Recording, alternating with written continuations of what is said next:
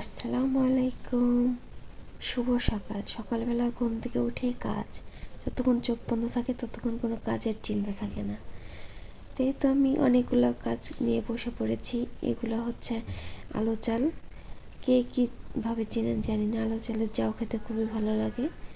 আর এটা আমার চাচি আমার জন্য পাঠিয়েছে। বাসা থেকে অনেক দিনই হলো এসেছি, অনেক কিছু নিয়ে এসেছি, কিন্তু গুছিয়ে রাখা হয়নি। তো ভাবলাম যে বসে আছে, আজকে একটু করে নিই কাজগুলো।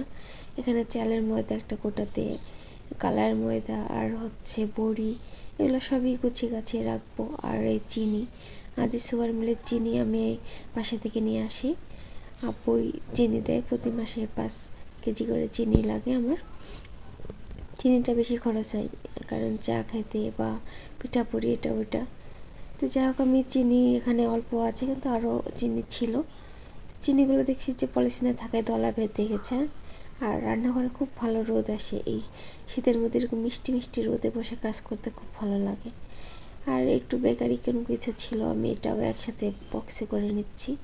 গুছিয়ে গাছের জিনিস থাকলে হাতের কাছে খুব সহজে পাওয়া যায় এবং ভালো লাগে।